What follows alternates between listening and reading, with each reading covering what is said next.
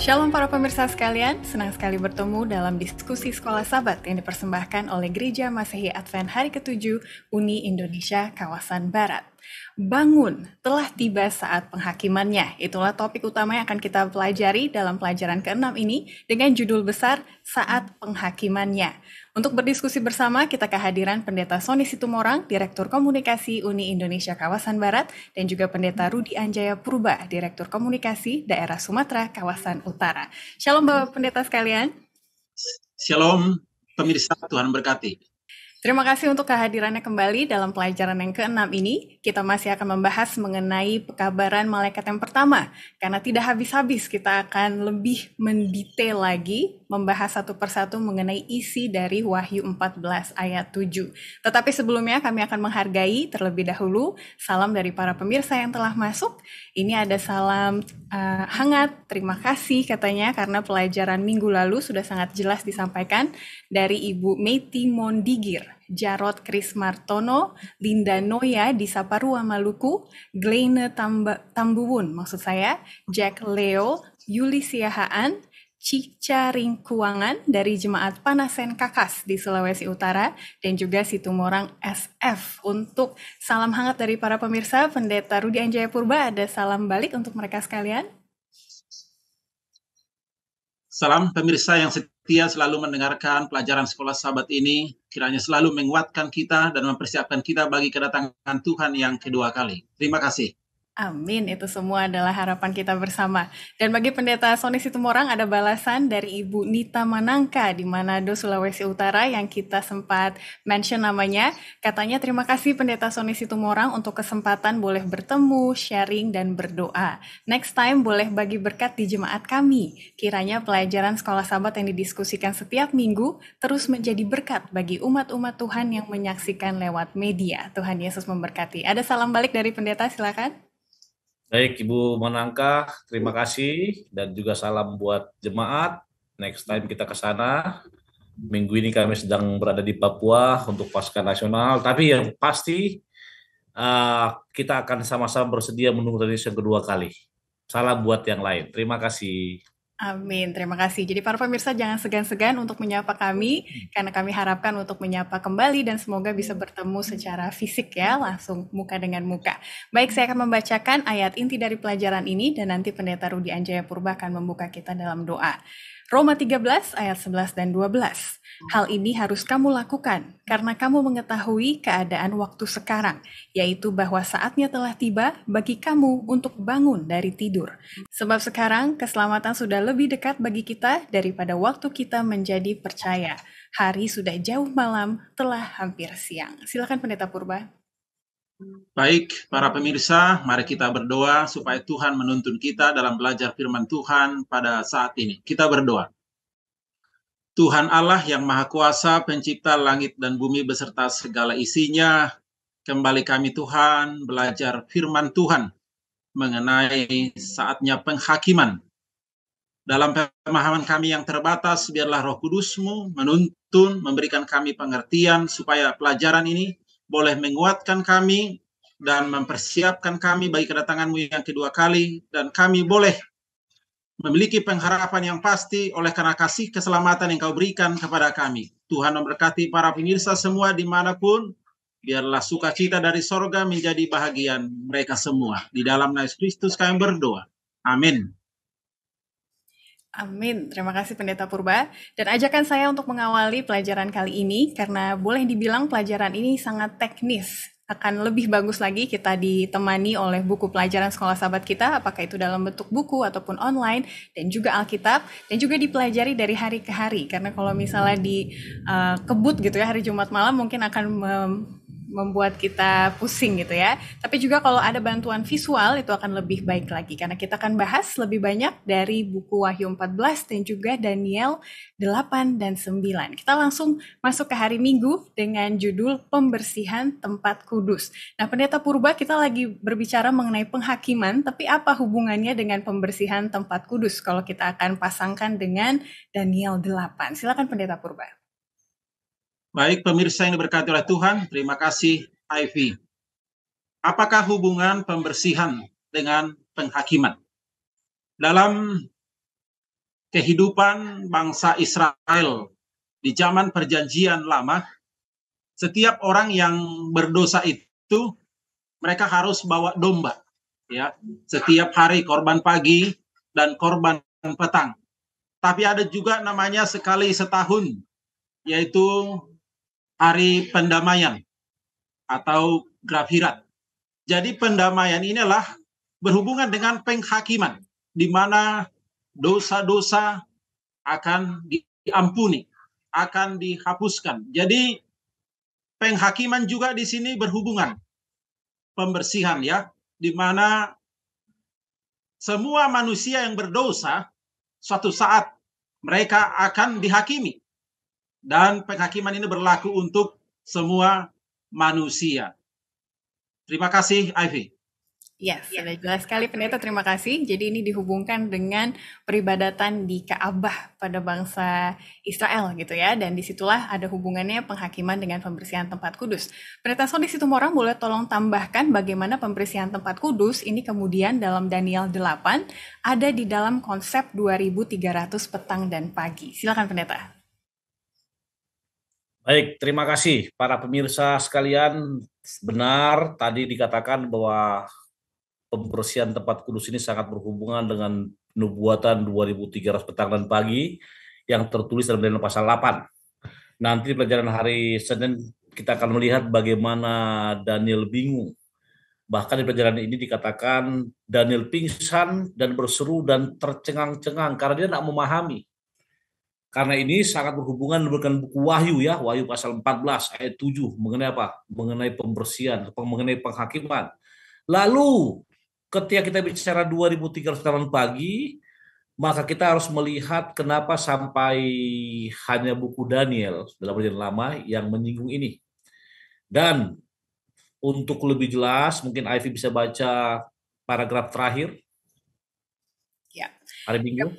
Gabriel memukau Daniel sewaktu dia mengungkapkan jawaban terhadap doanya jauh lebih luas daripada yang pernah dia bayangkan. Malaikat Gabriel membawa Daniel menyusuri aliran waktu dan mengungkapkan kebenaran tentang Mesias yang akan datang, memberikan tanggal yang tepat dari awal pelayanannya dan kematiannya yang kejam.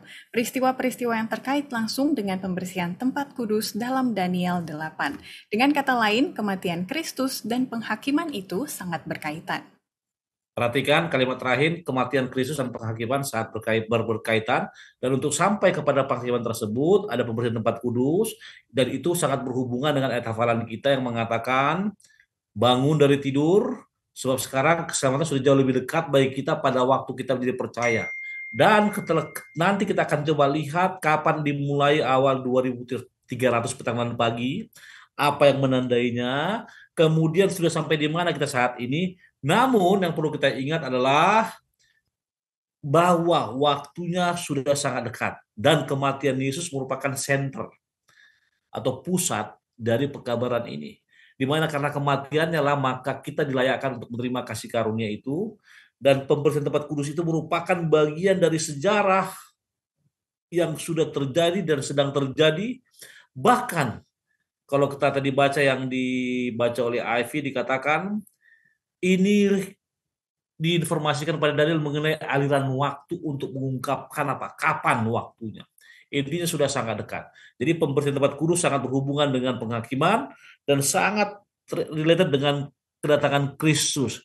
Dan itu merupakan ulangan dari tradisi atau apa kita katakannya upacara Ka'bah di bangsa Israel pada zaman Musa. Itu dari saya. Terima kasih. Terima kasih sekali kedua pendeta sudah mengawali pelajaran hari Minggu dengan sangat baik. Jadi lagi dan lagi kita diperkenalkan dengan konsep bahwa kitab Wahyu adalah mengenai Yesus gitu. Jadi dari berbagai peristiwa apapun kita akan melihat Yesus di dalamnya.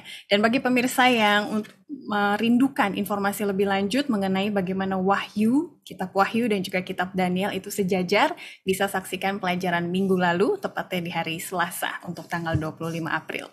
Sekarang kita lanjut ke pelajaran hari Senin. Nah, di sini kita akan masuk ke dalam nubuatan 300 petang dan pagi dan akhir zaman. Kalau sudah berbicara mengenai nubuatan Pendeta Purba, pasti orang pertama akan menanyakan, jadi kapan mulainya dan kenapa begitu ya? Konsep penghakiman ini diberikan dalam konsep hari ataupun tahun dalam nubuatan. Silakan pendeta. Baik, para pemirsa, nubuatan 2300 petang dan pagi dan akhir zaman.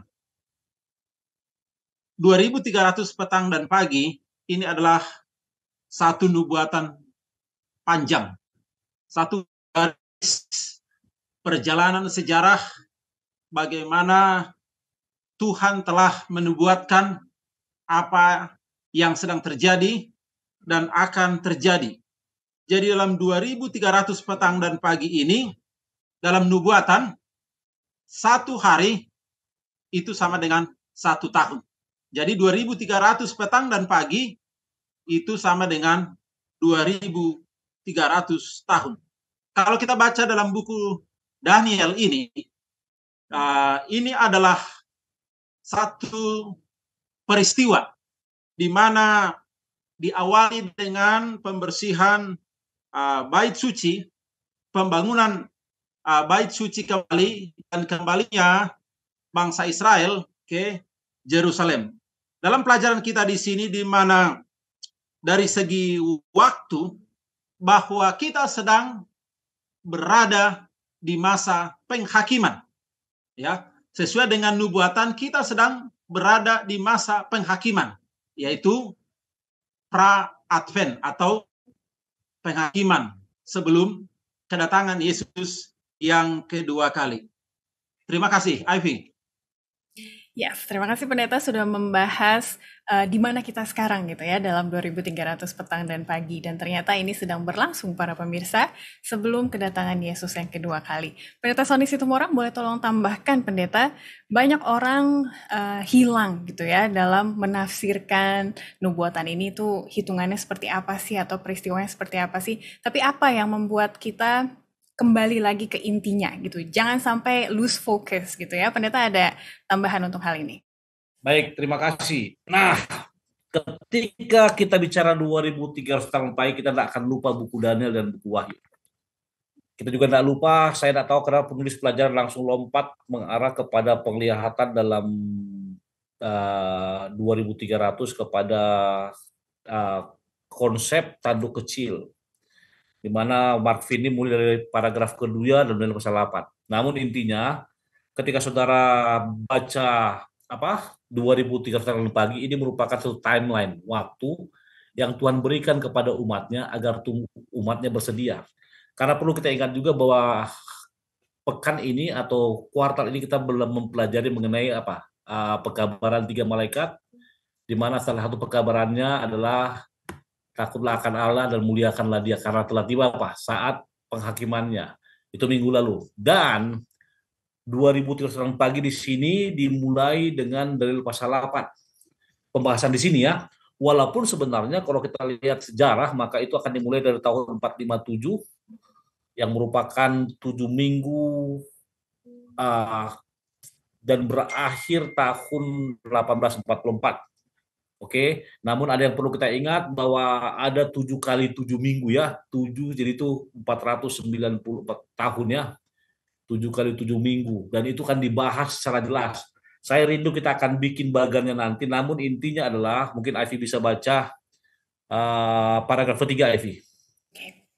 Gabriel siap menjelaskan perincian dalam jadwal nubuatan Allah. Pada akhir Daniel 8, kita dapat dengan jelas melihat bahwa Daniel tidak memahami bagian dari penglihatan itu tentang 2300 petang dan pagi.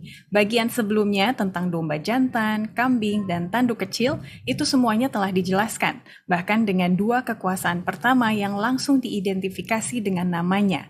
Namun, pembersihan tempat kudus itu tidak dijelaskan. Nah, sekarang pemirsa coba lihat sekolah sahabat para pemirsa. Ada 2 nama yang telah disebutkan di atas itu, paragraf kedua, yaitu mengenai domba jantan itu mewakili media Persia, dan juga kambing jantan mewakili Yunani.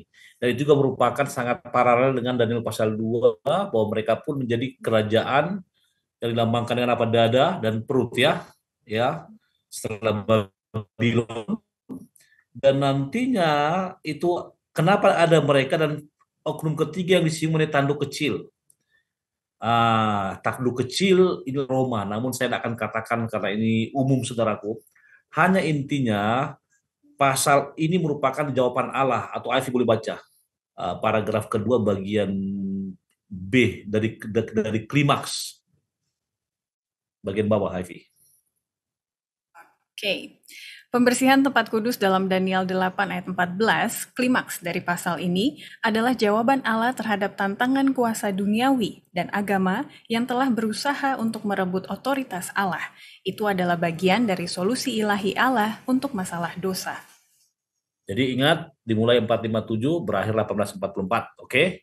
Dalam periode itu ada 7 kali 70, 40 tahun, itu dibagi 2, dan satu kali 7 yang terakhir itu berhubungan dengan apa? Dengan kematian Yesus mulai pelayanannya, kematiannya, dan akhirnya di akhir dengan Stefanus dilempari oleh batu. Dengan total ada 70 minggu yang dalam terjemahan Alkitab menurut buku Yehezkiel dan Yesaya itu 1 hari sama dengan 1 tahun, artinya itu sama dengan 490 tahun. Dan setelah itu terjadi dari tahun 34 Masehi sampai sekarang ini sampai 84, itulah adalah pembersihan Ka'bah, dan saat ini adalah di zaman akhir itu. Bagaimana nantinya? Pelajaran pekan depan kita akan lanjutkan. Terima kasih, Ivy. Yes, jadi tetaplah bersama kami terus setiap minggunya. Pemirsa, kita akan langsung ke hari Selasa dengan judul Petunjuk Malaikat kepada Daniel. Karena Daniel saja bingung gitu, apalagi kita mungkin sekarang sambil belajar juga mungkin kita merasa bingung. Tapi tenang saja, malaikat memulai dari membelah 2300 petang dan pagi itu kedua bagian gitu ya. Yang pertama 490 tahun yang tadi sudah dimention oleh Pendeta Sony Situmorang, dan nanti di hari Kamis kita akan bahas bagian keduanya yang 1810 tahun. Jadi untuk hari Selasa ini Pendeta Rudi Anjaya Purba, apa yang terjadi dalam 490 tahun? Ini peristiwa-peristiwa apa saja yang termasuk di dalamnya? Silakan Pendeta. Baik, pemirsa yang diberkati oleh Tuhan. Dalam nubuatan 2300 petang dan pagi, ada di sana terpotong itu 490 tahun, atau 70 kali 7 masa. 70 kali 7, 490 masa, sama dengan 490 tahun. Tadi sudah dijelaskan oleh Pendeta Sony bahwa itu dimulai tahun 457, ketika ada dekret Artasasta untuk membangun kembali bait suci. Jadi apa yang terjadi selama 470 tahun ini adalah satu peristiwa di mana merujuk kepada Yesus Kristus sebagai Mesias. Baik pada waktu kelahirannya sudah dinubuatkan itu, pada tahun 27 dia dibaptiskan, kemudian tahun 31 dia disalibkan. Baik, dalam pelajaran kita di sini, kalau kita baca dalam Daniel 9 ayat 24, Daniel sendiri sebenarnya awalnya dia bingung dengan 2300 petang dan pagi. Tapi datang malaikat Gabriel. Ya, Gabriel menerangkan bahwa 70 minggu, 490 tahun akan disingkirkan, diasingkan, diukur atau ditetapkan untuk umat Allah yang 490 tahun ini dipotong dan waktu yang lebih lama. Waktu ini ialah 2300 hari atau tahun yang disebutkan dalam penglihatan ini. Itulah sebabnya 490 tahun dan 2300 tahun mempunyai permulaan yang sama. Ya, nubuatan permulaan yang sama. Perintah membangun kembali dikeluarkan ya pada tahun 457 sebelum Masehi, menandakan permulaan dari 2300 petang dan pagi. Jadi inilah titik awal, dan akhirnya nanti kita ikuti sesuai dengan nubuatan itu dan benar-benar digenapi sejak tahun 34, dan itu ada 1810 tahun dan nanti berakhir 1844. Itu akhir dari 2300 petang dan pagi, yaitu mulai pemeriksaan penghakiman. Terima kasih, Ivy. Terima kasih Pendeta, sudah jelas sekali bahwa bagian awal dari 490 tahun, bagian dari 2300 petang dan pagi itu merujuk kepada kedatangan Mesias ke dunia untuk yang pertama kali. Nah sekarang pertanyaannya Pendeta, kalau Daniel saja bingung, ini kepada Pendeta Sandi Situmorang ya, bagaimana dengan kami gitu, Nabi saja bingung gitu ya. Tapi sebenarnya apa sih pengharapan yang bisa kita dapatkan bahwa malaikat langsung turun kepada Daniel untuk menjelaskan. Bagaimana dengan sekarang maksud saya? Bagaimana kita dapat mendapatkan pengharapan bahwa saya juga bisa mengerti? Silakan Pendeta. Baik, terima kasih. Jadi para pemirsa ingat ada dua cara Alkitab ditulis melalui inspirasi kemarin dan juga melalui pewahyuan atau inspiration dan illumination. Nah, ketika Ivy bertanya kenapa sampai malaikat datang. Nah, ketika malaikat datang kepada Daniel, ingat pelajaran pekan lalu Yohanes seperti mendapatkan virtual tour. Saya katakan virtual tour ya. Di buku Wahyu, dia dibawa ke surga, dibawa ke sini. Itu virtual tour. Itu menandakan bahwa ada hal-hal penting yang harus disampaikan kepada manusia. Demikian juga Daniel. Daniel ini juga virtual tour, dia melihat. Kalau pemirsa suka lihat ya nanti zaman apa yang sekarang sudah dibuat metaverse ya. Kita hanya pakai kayak teropong begitu. Mau beli apa? Nah, ini sudah ada dari dulu saudara, hanya implementasi secara modern dibuat sekarang ini. Lalu kenapa sampai malaikat datang? Itu menandakan bahwa pekabaran ini sangat-sangatlah penting. Kenapa? Coba saudara bayangkan nubuatan 2300 tangan pagi. Tadi Pastor Purwo sudah katakan dimulai dengan dekrit ya pembangunan kembali Babel. Namun masalahnya adalah bukan di sananya. Ingat, 70 minggu atau 90 tahun tadi itu yang ada dalam Daniel 9:24 itu merupakan gospel preach only for Jews atau apa? Kabar itu, keselamatan itu, kabar baik itu hanya untuk orang Yahudi. Tapi ingat, apa menandainya? Coba lihat tahun 34 ketika Stefanus dilempar di batu, disitulah akhir dari apa? Kalau saya bisa katakan sejak tahun 34 maka kitalah Israel rohani. Tidak ada lagi Jews or Gentiles, kan tidak ada lagi orang Yahudi atau orang non-Yahudi, Yahudi atau Yunani. Kita semua adalah apa? Kita semua adalah orang-orang sana. Nah, karena kita semua sama, maka pekabaran tersebut diberikan kepada kita semua. Bahkan dalam pelajaran hari Selasa dengan jelas dikatakan, Daniel walaupun tidak memahami, tapi ada pembantu itu Gabriel. Mungkin yang bertanya, kenapa nggak Roh Kudus waktu itu? Nah, saudara-saudaraku, tadi Ivy mengatakan, bagaimana dengan kami anggota atau kita anggota? Minta tuntunan Roh Kudus. Kenapa? Ivy baca paragraf terakhir Ivy. Ya.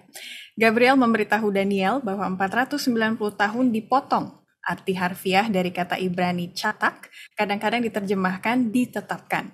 Dipotong dari apa? Ini bisa menjadi satu-satunya nubuatan lain yang disinggung di sini, yaitu 2300 petang dan pagi Daniel 8 ayat 14. Nubuatan waktu 490 tahun ini secara langsung dihubungkan kembali ke nubuatan waktu Daniel 8 ayat 14. Satu-satunya bagian dari penglihatan yang tidak dapat dijelaskan dalam Daniel 8 dan satu-satunya nubuatan waktu dalam Daniel 8 juga. Dengan demikian kita dapat melihat bahwa Gabriel dengan nubuatan ini akan datang untuk membantu Daniel memahami apa yang tidak dia pahami dalam pasal sebelumnya, yaitu 2300 petang dan pagi. Perhatikan kalimat, The Gabriel akan membantu Daniel. Bahkan secara detail jelas dibantu. Dan benar, dibantu. Bahkan sehingga sekarang pun kita memahami kenapa sampai Lazarus dilempari oleh batu. Nanti di periode kedua, ketika Injil menjangkau orang-orang non-Yahudi, atau kita semua yang merupakan dikatakan mempunyai doktrin priesthood of all believers, atau keimanan orang percaya, maka kita akan lihat apa yang terjadi di sana. Nanti para pemirsa, kalau saya nggak salah antara tahun 538 ya, sampai 1798 ada disebut dengan apa? The Dark Ages of Papal Supremacy, atau masa kegelapan. Apa yang terjadi di sana? Itu dimulai dari ketika Merisias disingkirkan, kemudian ada dekret sastra lagi, itu yang tempat 57 ya. Nanti terus ke sana, itu akan semakin nyata sehingga membuat kita akan melihat bahwa ini sangat penting. Jadi IV sangat-sangat penting. Sehingga malaikat pun harus turun tangan. Sama seperti sekarang, firman Tuhan sangat penting sehingga Roh Kudus, kita pun harus minta tuntunan Roh Kudus agar kita boleh mengerti firman tersebut. Apa hal tersebut? Nah, kita mulai nanti dengan pelajaran hari Rabu Mesias disingkirkan. Terima kasih, Ivy. Yes, terima kasih Pendeta, dan pemirsa boleh silakan dilanjutkan di diskusi UKSS masing-masing bagaimana pengalaman pemirsa selama ini mempelajari khususnya Daniel dan Wahyu. Tuhan dan ataupun Roh Kudus akan tetap memelihara dan juga membantu kita untuk mengertinya. Semoga itu bisa menjadi kekuatan bagi jemaat masing-masing. Kita lanjut ke hari Rabu, seperti yang sudah disinggung oleh Pendeta Sony tadi, Mesias disingkirkan. Jadi untuk mengetahui bagian pertama dan bagian akhir dari 2300, ada peristiwa penting yang terjadi di tengah-tengahnya, sehingga kita bisa membagi dua 2300 pagi dan petang ini. Apa peristiwa itu, Pendeta Purba, dan mengapa sangat penting kejadian itu terjadi bagi kita? Silakan. Baik, pekabaran luar biasa bagi kita melalui nubuatan 2300 petang dan pagi ini adalah mengenai pekerjaan atau Mesias yang menjadi juru selamat manusia. Yesus disalibkan di kayu salib untuk menebus dosa kita sebagai manusia yang berdosa. Apa hubungannya dengan penghakiman ini? Artinya Yesus yang sudah mati menjadi pembela kita. Dia menjadi juru selamat kita dan dia mengampuni kita. Jadi dengan kata lain, ketika penghakiman ini berlangsung, bahwa kita tidak dihakimi untuk dibinasakan, tapi kita dihakimi untuk dibenarkan. Jadi di tengah-tengah nubuatan itu, dalam 7 masa atau 7 tahun itu, dibagi 2 itu 3,5, disitulah di mana Yesus disalibkan. Nubuatan Yesus disalibkan digenapi. Jadi luar biasa. Alkitab ini benar. Apa yang disampaikan beratus-ratus tahun yang lalu dinubuatkan, dan itu benar-benar digenapi. Jadi disingkirkan di sini, Yesus disalibkan. Terima kasih, Ivy. Terima kasih Pendeta, penting sekali pekabaran tadi yang merupakan highlight atau klimaks ya dari penghakiman ini adalah peristiwa Yesus mati di kayu salib. Karena tanpa itu maka tidak ada arti apa yang terjadi sebelum ataupun sesudahnya, dan posisi kita sekarang ini menanti kedatangan Tuhan yang kedua kali. Nah, Pendeta Sony Situmorang, mari kita bahas pertanyaan nomor 2 di hari Jumat. Kita diingatkan bahwa nubuatan 2300 petang dan pagi ini lebih dari sekedar angka dan juga urutan peristiwa. Tapi apa yang menjadi klimaks yang sudah Pendeta Rudian Jaya Purba tadi katakan adalah sebenarnya Mesias disingkirkan bukan untuk dirinya sendiri, tetapi untuk siapa jadinya dan mengapa. Silakan Pendeta, boleh ditambahkan. Baik, penulis pelajaran memberikan judul Mesias disingkirkan mempunyai suatu arti. Kata Mesias sendiri berarti yang diurapi. Dan pada tahun 27 Masehi, Yesus Kristus atau Sang Mesias dibaptiskan. Dan itu merupakan ramalan dari Daniel ratusan tahun sebelumnya untuk tahun pembaptisannya, itu pada tahun 27. Di akhir 1 kali 7 masa itu ya, 69 kali 7 sama 1 kali 7 dimulai dengan Yesus waktu dibaptiskan. Nah, apa ada buktinya? Kalau para pemirsa baca dari pasal 9 ayat 26, maka di sana dikatakan sesudah ke-62 kali 7 masa akan disingkirkan seorang yang telah diurapi padahal tidak ada salahnya apa-apa. Mesias akan disingkirkan, disalibkan, itu mengarah kepada apa? Kematian Kristus kayu salib. Lalu apa sebenarnya bagian pentingnya? Nah, memang benar, ini bukan sekedar angka. Tapi dalam terminologi Yahudi dan Yunani, maka angka merupakan sangat penting. Itu sebabnya kalau Ivy, Pastor Purba suka melihat ada kata 7, 3, 1, itu sangat penting. Sekarang coba kita lihat, ada apa dengan kematian Kristus? Tadi Pastor Purba sudah katakan, untuk kita. Makanya Paulus menulis apa? Akan tetapi Allah menunjukkan kasih kepada kita oleh karena Kristus mati untuk kita ketika kita masih berdosa. Nah, pertanyaannya, Daniel 97 membuat kita kembali ke belakang untuk melihat bagaimana Kristus akhirnya mengakhiri pengorbanan dan persembahan. Ingat, ketika Kristus mati di kayu salib, maka secara sah berakhirlah apa, Ivy? Korban bakaran ya, korban pagi, petang, bahkan juga korban sekali setahun, itu hari Grafirat, di mana bilik imam besar akan masuk dari bilik yang suci pada bilik yang maha suci, itu berakhir. Kenapa? karena anak domba sebenarnya akan mati. Lalu apa arti Mesias disingkirkan? Kata Mesias disingkirkan ini untuk menggenapi kalimat yang dibuat oleh Daniel. Bahkan kata disingkirkan ini sangat-sangat penting pada pertengahan minggu ke-70. Atau Ivy boleh baca paragraf terakhir bagian B, pada. Pada pertengahan minggu ke-70 ini, pada tahun 31 Masehi, Kristus mengukuhkan perjanjian abadi dengan darahnya dengan mati di kayu salib, dan sistem pengorbanan kehilangan semua signifikansi nubuatan. Nubuat-nubuat ini mengungkapkan bahwa Kristus, Sang Mesias, akan disalibkan dan penyaliban itu menyebabkan sistem pengorbanan menghentikan kepentingan nubuatannya pada musim semi tahun 31 Masehi. Prediksi ini terpenuhi dalam setiap detail, tepat pada Paskah. Ketika imam besar sedang mempersembahkan anak domba Paskah, Kristus dikorbankan bagi kita. Oke, coba sedikit lagi. Ingat, tadi saya sedang ada Paskah, ya. Paskah. Jadi penulis pelajaran mengatakan ketika imam besar sedang mempersembahkan anak domba Paskah, Kristus dikorbankan bagi kita. Kenapa? Nah, ini sudah dinubuatkan. Oh, saya hanya mau tambahin ini, Ivy. Apa arti nubuatan? Ada yang saya senang, nubuatan dalam arti bagi saya pribadi adalah sejarah yang belum terjadi. Itu memang agak awkward ya, agak rancu, tapi sejarah itu sudah pasti pas masa lalu. Tapi kenapa sejarah yang belum terjadi? Karena itu sudah pasti akan terjadi. Yang nanti akan jadi sejarah.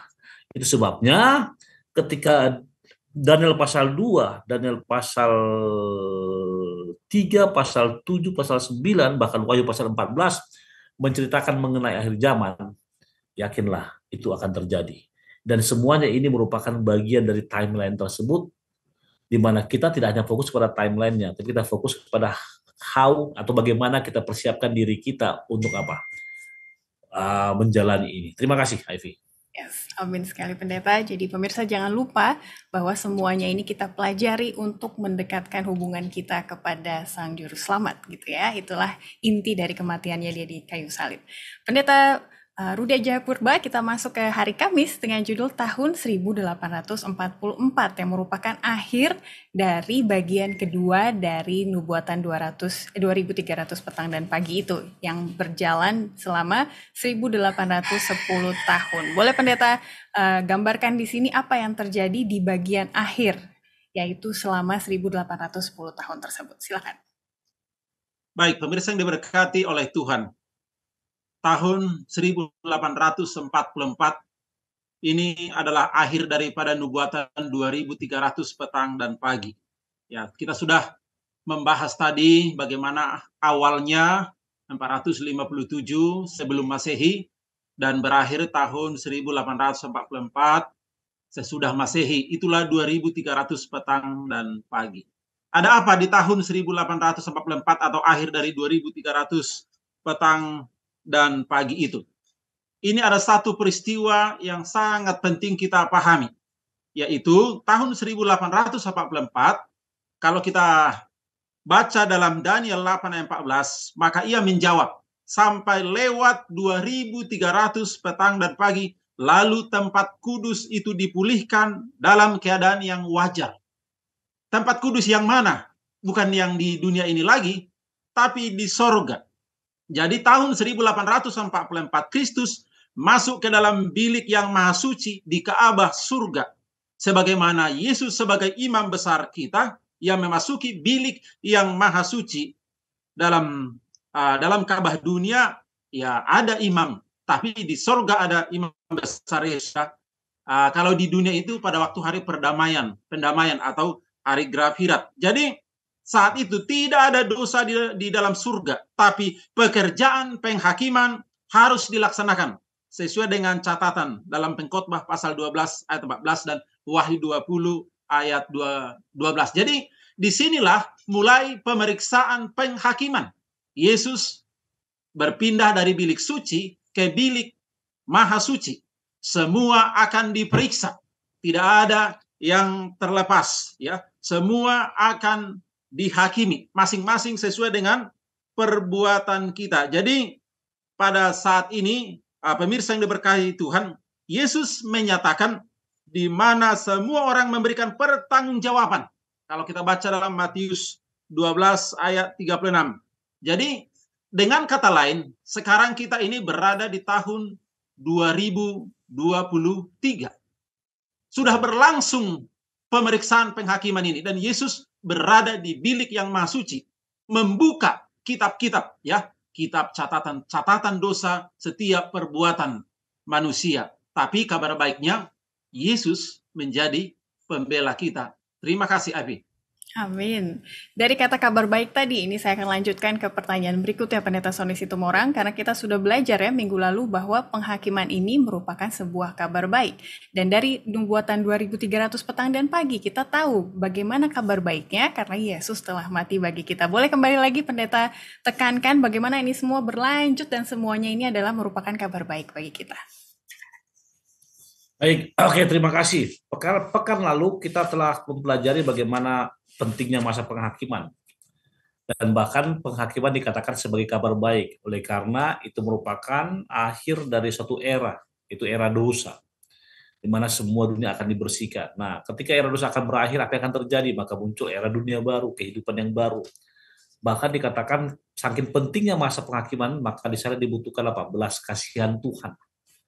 Dan belas kasih itulah yang diimplementasikan dengan berkorbannya Yesus di kayu salib untuk manusia. Dan saya sudah katakan kembali, ingat pelajaran pekan lalu bagaimana 24 tua-tua ada di sana, lalu ada satu kitab yang nggak bisa terbuka, hanya Yesus saja yang bisa bukanya. Kenapa? Karena dialah manusia yang tidak berdosa. Nah, kemudian ditambahkan lagi dengan saat penghakiman itu rupanya sudah di depan mata. Ketika pelajaran minggu ini mengatakan bahwa apa? Kita harus ready. Walaupun ayatnya agak seram, saudara, agak ini, tapi ini artinya siap. Coba Ivy baca ayat hafalan sekali lagi, Ivy. Tolong pemirsa, coba baca, ingat ini, coba diingat ini. Mungkin bagi orang ini hanya hafalan, tapi bagi saya pribadi ini merupakan satu ayat yang mengcompile, merangkum satu pelajaran pekan ini. Ya. Roma 13 ayat 11 dan 12. Hal ini harus kamu lakukan karena kamu mengetahui keadaan waktu sekarang, yaitu bahwa saatnya telah tiba bagi kamu untuk bangun dari tidur. Sebab sekarang keselamatan sudah lebih dekat bagi kita daripada waktu kita menjadi percaya. Hari sudah jauh malam, telah hampir siang. Baik, saya mau katakan sorry kepada kita anggota sekolah sahabat di diskusi masing-masing. Ayat ini buat saudara dan saya, saudaraku. Kenapa buat saudara saya? Anda tahu firman, Anda tahu kabar baik, tapi masalahnya apakah kabar baik tersebut mempunyai efek yang baik bagi diri kita? Apakah itu membuat diri kita menjadi orang yang bukan legalis? Instead of legalis, kita lebih apa?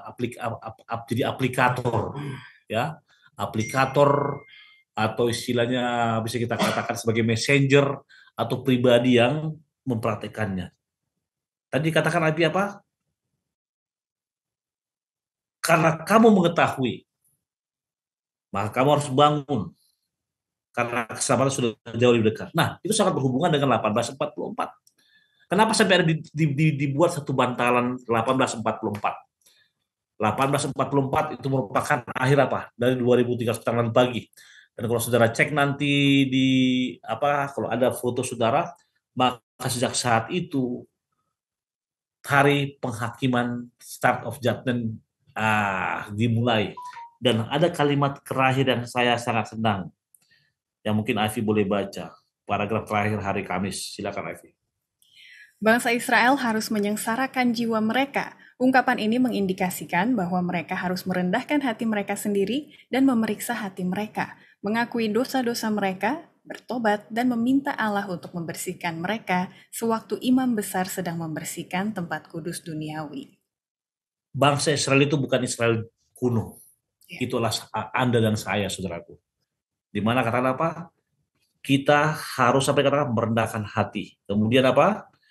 Memeriksa hati. Kemudian mengakui dosa-dosa, bertobat, dan minta Allah untuk bersihkan. Masalahnya adalah sudah sampai sejauh mana kita lakukan ini.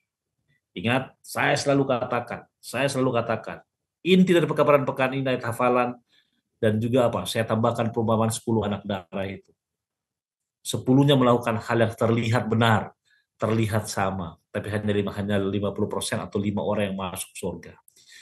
Tahun 1944 merupakan apa? Satu batu penjuru dalam sejarah pengetahuan kita akan kebenaran Tuhan. Masalah sekarang adalah apakah Anda bersedia? Itu dari saya. Terima kasih. Yes, terima kasih pendeta. Kita sudah membahas pertanyaan nomor 1 di hari Jumat, pemirsa. Jadi bagaimana kebenaran tadi membantu meringankan ketakutan yang dimiliki banyak orang mengenai gagasan penghakiman. Kita akan menyimpulkan apa yang sudah kita bahas selama kurang lebih 45 menit ke belakang. Pendeta, di hari Kamis pertanyaan terakhir, ini sangat baik sekali. Kalau begitu, bagaimanakah kita hari ini mempengaruhi jiwa kita untuk menunggu kedatangan Yesus yang kedua kali setelah kita tahu bahwa penghakiman pra-Advent sedang berlangsung sekarang? Boleh saya mulai dari Pendeta Sony Situmorang terlebih dahulu? Baik, terima kasih. Ketika ditanya bagaimana mempersiapkan diri, maka kembali saya katakan baca amaran tadi. Oke, saya katakan amaran itu, ingat pekabaran 3 malaikat, itu untuk saya, untuk saudara. Dekatkan diri kepada Tuhan, dan paragraf keempat hari Kamis itu sangat penting buat dilakukan. Yang pertama, merendahkan hati, memeriksa hati, mengakui dosa-dosa, bertobat, dan yang paling penting meminta Allah untuk membersihkan hati kita. Oke. Dan yang paling tepat adalah Roh Kudus, minta Tuhan Roh Kudus agar kita boleh menerima kasih karunia-Nya. Sehingga kita akan boleh pelan-pelan, kita akan boleh mengerti kenapa harus ada hari pendamaian pada masa lalu. Kenapa harus ada pembuatan 2300 taman pagi yang merupakan amaran bagi kita semuanya. Itu dari saya. Amin. Pendeta Purba dengan tambahannya silakan. Baik, pelajaran ini bukan hanya sekedar kita mengetahui tahun-tahunnya, tapi mengingatkan kita sudah di mana posisi kita sekarang. Biasanya kalau kita tahu sesuatu itu bahaya, kita akan menghindari itu. Penghakiman di sini adalah kabar baik di mana kita menyadari bahwa sesuai dengan ayat inti kita tadi, kita sudah dekat dengan keselamatan itu. Kita sudah semakin dekat dengan keselamatan itu daripada waktu-waktu sebelumnya. Jadi melalui ini, karena ini kita harus sadar, kita harus bertobat. Jadi jangan kita para pemirsa dimanapun kita berada, tetap hidup di dalam dosa. Kalau kita masih hidup dalam dosa, kita tinggalkan itu. Ya, kita tinggalkan itu, kita datang kepada Tuhan, minta pengampunan. Karena Tuhan sedang berada di sorga dalam pemeriksaan penghakiman ini. Dan penghakiman ini disebut namanya in absentia. Kita tidak hadir di situ. Tetapi Tuhan memeriksa. Dan mungkin kita tidak menyadari itu. Ada banyak orang tidak menyadari penghakiman itu sudah berlangsung. Ya, ada orang tidak tahu. Ini kabar baik bagi kita melalui belajar ini. Kita tahu tahun-tahunnya, rupanya sedang dalam penghakiman. Jadi dengan kata lain, mari kita datang kepada Tuhan. Tuhan akan mengampuni kita. Terima kasih, Ivy. Amin, penting sekali itu poin tadi dari Pendeta Sony Situmorang dan juga Pendeta Purba. Pemirsa, jika ada pertanyaan ataupun pendapat yang ingin disampaikan, silahkan dimasukkan ke kolom chat di bawah. Dan kali ini kami akan menanggapi 2 pertanyaan yang telah masuk. Pertama datang dari akun Global Ministry. Ini saya sampaikan kepada Pendeta Sony Situmorang terlebih dahulu. Bagaimana pelajaran pekabaran 3 malaikat ini dapat menyediakan kehidupan rohani kita untuk menghadapi masa depan yang lebih mencabar atau menantang. Silakan Pendeta. Baik, ketika disebutkan makanan rohani atau spiritual nourishment ya, atau kehidupan rohani kita, maka itu merupakan suatu makanan yang dikonsumsi hari demi hari. Suatu hal yang dibutuhkan setiap saat. Demikian juga dengan ketika saudara mengetahui pelajaran pekabaran 3 malaikat ini, maka setiap hari kerohanian harus bertumbuh. Kenapa? Ingat 3 pekabaran 3 malaikat, takunlah akan Allah dan muliakanlah Dia. Sudah rubuh kota Babel, itu merupakan informasi bahwa dalam dunia ini sangat-sangat bahaya, saudara. Dan yang terakhir, barang siapa yang menyembah patung, binatang, dan lain-lain tersebut. Intinya 3 nasihat ini merupakan suatu makanan rohani atau amaran yang membuat kita untuk terus berhubungan langsung dengan Tuhan kita. Oke? Kehidupan rohani. Ketika dikatakan kehidupan rohani, maka itu artinya kehidupan kita yang bergantung sepenuhnya kepada Tuhan. Karena kata rohani itu mengarah kepada spiritual. Siapa Tuhan kita? Ketika saudara mengakui Yesus juru selamat Anda, maka ke sana Anda bergantung. Sehingga pertanyaan di samping ini katakan Dengan bergantungnya kita, maka masa depan yang menantang ini bisa kita lewati. Ingat Yeremia 17 ayat 7, ia akan seperti pohon yang ditanam di tepi aliran air, ya, yang merambatkan akar batangnya ke tepi batang air, yang menghasilkan buah walaupun apa? Panas. Air kehidupan siapa? Yesus Kristus. Untuk itu, bagaimana pekabaran ini? Dengan pekabaran 3 malaikat ini, maka kita akan boleh membenahi sisi spiritualitas kita dengan dekat kepada Tuhan dan bergantung sepenuhnya kepadanya. Sehingga masa depan yang menantang tidak akan menantang lagi, tapi apa? Kita bisa lewati dengan Yesus bersama-sama dengan kita. Terima kasih, Ivy. Terima kasih sekali Pendeta Sony Situmorang dan juga Global Ministry yang sudah bertanya. Pertanyaan berikutnya datang dari akun Daang BKY. Ini saya tujukan kepada Pendeta Purba. Dari mana baiknya kabar ini padahal tentang penghakiman? Mungkin boleh disimpulkan kembali pelajaran minggu lalu dan juga dihubungkan dengan minggu ini. Silakan Pendeta Purba. Baik, kalau kita berada di pengadilan dunia ini, kalau kita bersalah, kita pasti takut. Tapi kalau kita tidak ada kesalahan, kita benar, tidak masalah. Jadi kabar baik dari penghakiman ini, apa kabar baiknya rupanya penghakiman? Bagi kita yang sudah percaya kepada Yesus sebagai juru selamat kita tidak ada takut lagi. Karena penghakiman ini adalah penghakiman untuk membenarkan kita masuk surga oleh karena darah Yesus yang telah tercurah di kayu salib. Karena kita sudah menerima Yesus sebagai juru selamat kita dan kita sudah mengakui dosa kita kepada Tuhan. Kabar baik yang kedua adalah bahwa dalam penghakiman ini, pemirsa yang diberkati Tuhan dan khususnya yang bertanya ini, kabar baiknya adalah bahwa bagi orang benar, bagi orang yang setia kepada Allah, tidak akan dihukum. Dengan kata lain, penghakiman ini adalah kabar baik, kemudian oleh karena penghakiman Tuhan adalah adil. Ya, tidak berat sebelah. Adil. Penghakiman Tuhan itu adil. Jadi Tuhan menghakimi sesuai dengan perbuatan kita. Kemudian kabar baik berikutnya adalah mengenai penghakiman ini adalah bahwa akan ada upah.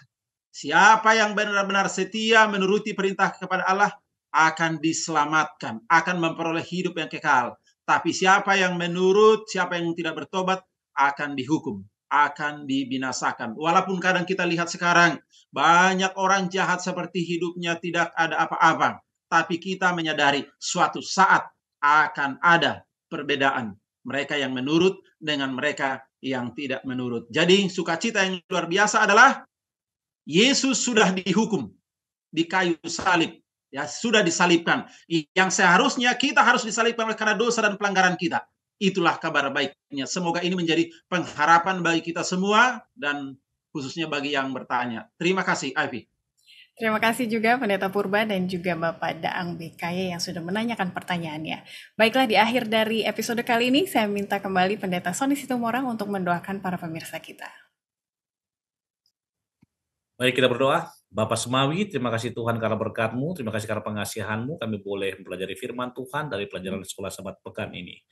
Bapa, penghakiman telah diambang pintu. Dan saatnya bagi kami diamarkan untuk bersiap sedia karena waktu sudah sangat dekat. Curahkan Roh Kudus Tuhan dalam hati pikiran kami sehingga para pemirsa, hamba-Mu, Pastor Purba, Ivy, dan juga Daniel layar serta semua kami yang menyaksikan acara ini akan boleh semakin dikuatkan. Terima kasih Tuhan karena berkat-Mu telah kami rasakan. Dengarkan doa kami, dalam Yesus kami berdoa. Amin. Amin. Puji Tuhan untuk pelayanan Pendeta Purba dan juga Pendeta Situmorang pada episode kali ini. Dan pemirsa, minggu depan kita akan melihat hal-hal yang lebih praktis. Karena mungkin ada muncul pertanyaan, jadi bagaimana kita hidup dalam masa penghakiman ini? Semuanya akan kita bahas minggu depan. Tetaplah pelajari Sekolah Sabat dan share video ini untuk menjadi berkat bagi orang lain. Sampai kita bertemu lagi.